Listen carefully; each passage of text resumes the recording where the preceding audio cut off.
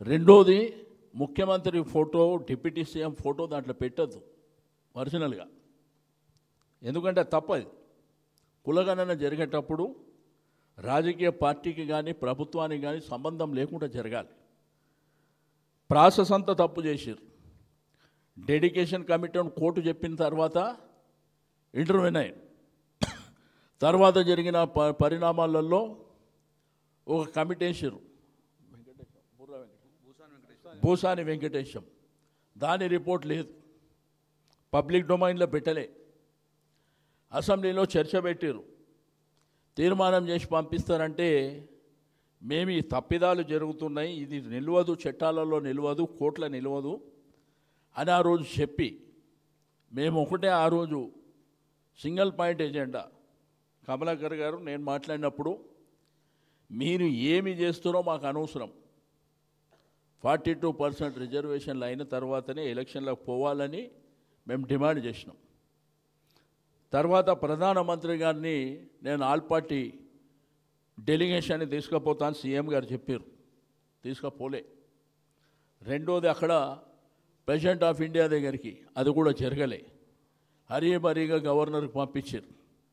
పంపించిన తర్వాత మళ్ళీ ఆర్డినెన్స్ అన్నారు, మళ్ళా జీవో అన్నారు. అంటే ఎవరు అమాయకులు ఉన్నారు ఈ రాష్ట్రంలో? అమాయకులు ఉన్నది అనుకోని మోసపూరితంగా మోసపుచ్చాలనేటువంటి ప్రయత్నం జరిగింది. అవన్నీ తప్పిదాలు. ఆ తర్వాత జంతర్ మంతర్ దగ్గర గవర్నర్కు తీర్మానం పోకముందే జంతర్ మంతర్ దగ్గర ధర్నా చేశారు ఒకసారి. మళ్ళీ ఆ తర్వాత 3 రోజులు మేము అక్కడనే ఉంటామని చెప్పి పార్లమెంట్ నడుస్తుంది. పార్లమెంట్ నడుస్తున్నప్పుడు మేము అక్కడ జంతర్ మంతర్ దగ్గర ధర్నా చేస్తామని చెప్పి పోయిండ్రు. వాళ్ళ కమిట్మెంట్ ఏందనేది అక్కడ ఉన్నటువంటి మల్లికార్జున ఖర్గే గారు ఆ మీటింగ్కు రాలే, రాహుల్ గాంధీ గారు రాలే, సోనియా గాంధీ గారు రాలే, ప్రియాంక గాంధీ గారు కూడా రాలే. ఒకవేళ ఆ పార్టీకి చిత్తశుద్ధి ఉంటే వాళ్ళు అడ్జర్న్మెంట్ మోషన్ ఇచ్చి పార్లమెంట్ని స్టాలు చేసేటువంటి అవకాశం ఉండే. తెలంగాణ ఉద్యమం జరిగేటప్పుడు కేసీఆర్ గారు, వినోద్ కుమార్ గారు, విజయశాంతి గారు ముగ్గురే పార్లమెంట్ని స్టాల్ చేశారు. అది మనకు తెలిసిందే, మన కళ్ళారా చూసిందే. కానీ వీళ్ళు ఆ ప్రయత్నం ఏది చేయలే. ఏదో పోయినరు, ఢిల్లీలో ఎంజాయ్ చేసి వచ్చిరు తప్ప దాని రిజల్ట్స్ ఏం లేదు. మళ్ళీ ఆడికని రాగానే జీవో అన్నారు. జీవో ఎట్లా చెల్లుబాటు అవుతుంది? గవర్నర్కి పంపించారు, ప్రెసిడెంట్ ఆఫ్ ఇండియా దగ్గర ఉన్న తర్వాత జీవో ఎట్లా చెల్లుబాటు అవుతుంది? అది జరగలే. ఇవాళ కూడా సుప్రీంకోర్టులో మరి జరిగినటువంటిది కూడా మనం చూసినాం. వాళ్ళు వెంటనే రిజెక్ట్ చేయడం. అయితే ఇప్పుడు క్యాబినెట్లో కూడా వాళ్ళు ఏ నిర్ణయం తీసుకున్నా కానీ మేము ఒకటే చెప్పేది ఈ ప్రభుత్వానికి, రేపు పార్టీల పరంగా పోతామంటే మేము ఎట్టి పరిస్థితుల్లో ఒప్పుకునే ప్రసక్తే లేదు. 42% రిజర్వేషన్ చట్టపరంగా 9th షెడ్యూల్లో పెట్టిన తర్వాతనే, చట్టపరంగా వచ్చిన తర్వాతనే మీరు ఎలక్షన్ పోవాలి. రాష్ట్రంలో ఉన్నటువంటి బీసీ సమాజానికి కూడా ఈ వేదిక ద్వారా అప్పీల్ చేస్తున్నాం. వాళ్ళు పార్టీ పరంగా అంటే మనం నామినేషన్ వేయొద్దు, మనం కొట్లాడి సాధించుకుందాం. వాళ్ళు వేసేది బిచ్చం కాదు, మనం అడక తినటోళ్ళం అంతకంటే కాదు. ధైర్యంగా కొట్లాడి మనం సాధించుకుంటాం తప్ప మనం భయపడవలసినటువంటి అవసరం ఏ కోశానా లేదు. నేను ప్రభుత్వానికి, ముఖ్యమంత్రి గారికి ఒకటే చెప్తున్నా, మీరు రేపేదన్నా నిర్ణయం తీసుకుంటే అది చట్టపరంగా 42% రిజర్వేషన్ 9 షెడ్యూల్ పెట్టిన తర్వాతనే మీరు ఎలక్షన్లకు పోవాలి. ఎలక్షన్లకు మీరు హరీబరీగా పార్టీల పరంగా పోతాము, మోసపూరితంగా ఇప్పటిదాకా చేసిన మోసాలు ఇవన్నీ జరిగినాక మళ్ళా మోసపూరితంగా పోతామంటే రేపు దాని పరిణామాలు చాలా తీవ్రంగా ఉంటాయి. రెండోది, ఎల్లుండి జరగబోయేటువంటి బంధుకాలకు నేను ఆర్టీసీ యాజమాన్యానికి, మరి అదేవిధంగా ఏవైతే రాష్ట్ర వ్యాప్తంగా ఉన్నటువంటి షాప్ ఎస్టాబ్లిష్మెంట్ దుకాణదారులకు, అదేవిధంగా మెట్రో అందరూ కూడా సహకరించవలసినటువంటి అవసరం ఉంది.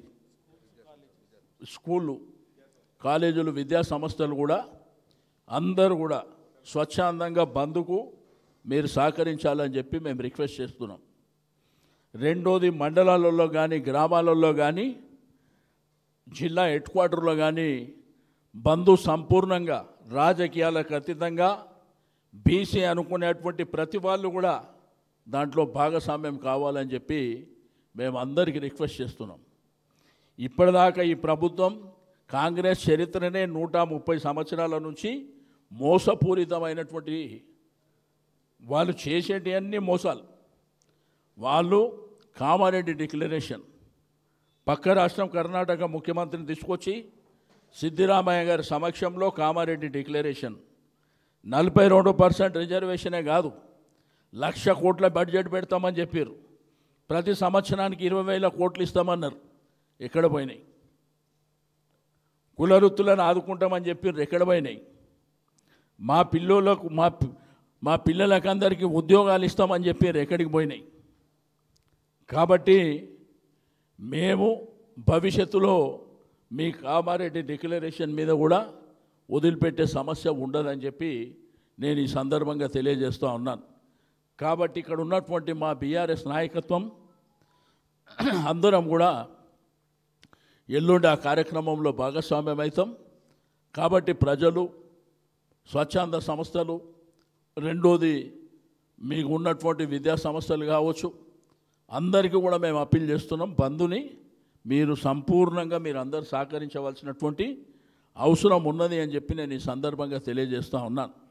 ఈ కార్యక్రమం అయిపోయిన తర్వాత, జూబ్లీహిల్స్ ఎన్నికల తర్వాత మేము మళ్ళీ అందరం కూర్చొని భవిష్యత్తు కార్యాచరణ కూడా తయారు చేసి ప్రజల మధ్యలోకి వెళ్ళడం జరుగుతుందని చెప్పి నేను ఈ సందర్భంగా తెలియజేస్తూ ఉన్నాను.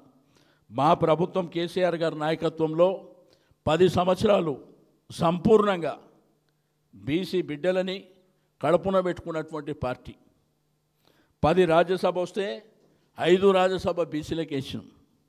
దాంతోపాటు ఎమ్మెల్సీలు కానీ, జిల్లా పరిషత్ చైర్మన్లు కానీ, మున్సిపల్ చైర్మన్లు కానీ, ఈరోజు రాష్ట్ర రాజధాని నగరం అయినటువంటి హైదరాబాద్కు 2 సార్లు మేయర్ చేసినాం బీసీలను.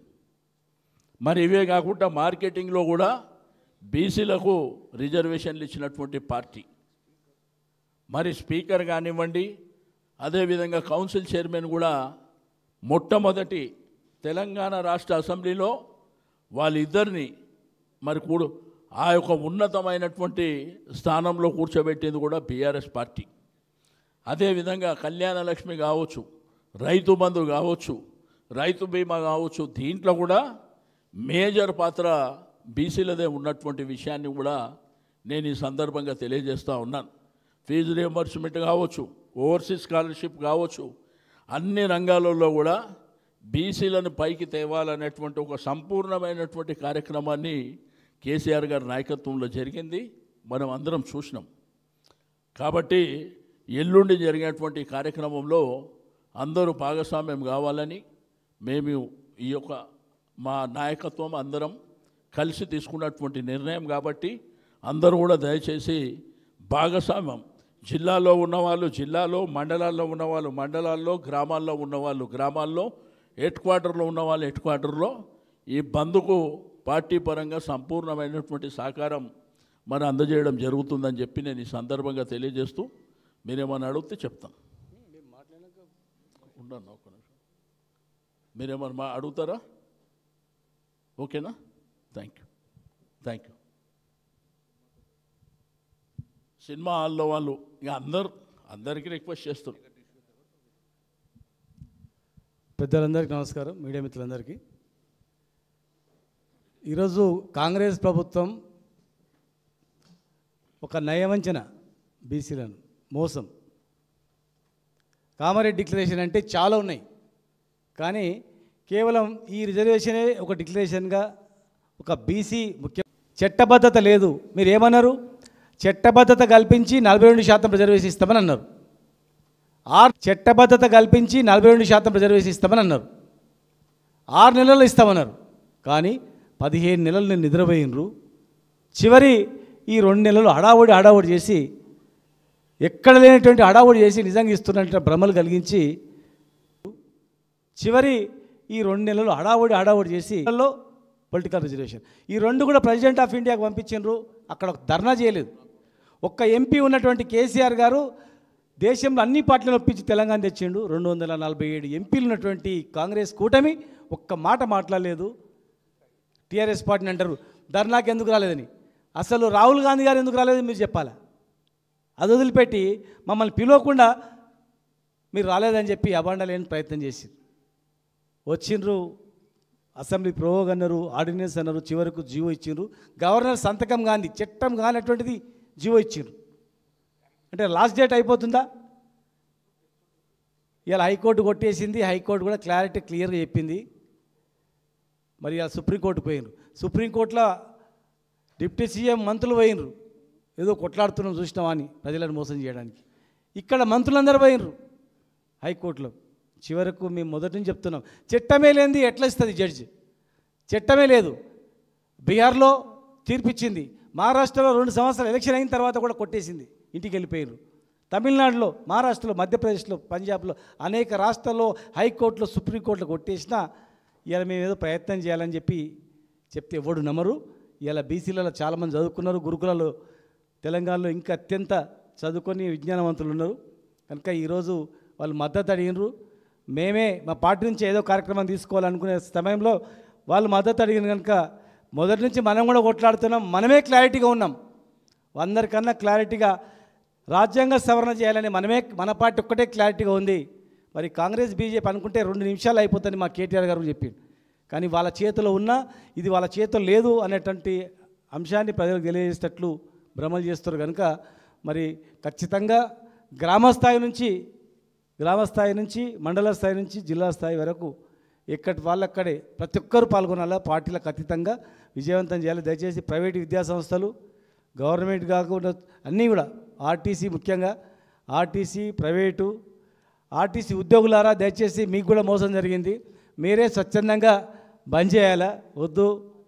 తెలంగాణ తరహా ఉద్యమ తరహా మరి అందరూ కూడా గ్రామ స్థాయి నుంచి పాల్గొనాలి. హైదరాబాద్లో దయచేసి మాకేం సంబంధం లేదన్నట్లు మీరు ఏదో, ఎందుకంటే చాలా కోపంగా ఉన్నారు. ఆక్రోశంలో వచ్చి మళ్ళీ ఏదైనా వలగొట్టినా ఏదైనా చేసినా మళ్ళీ మమ్మల్ని అనొద్దు. ఎందుకంటే పిల్లలందరూ కూడా కింద చాలా ఆవేశంగా ఉన్నారు.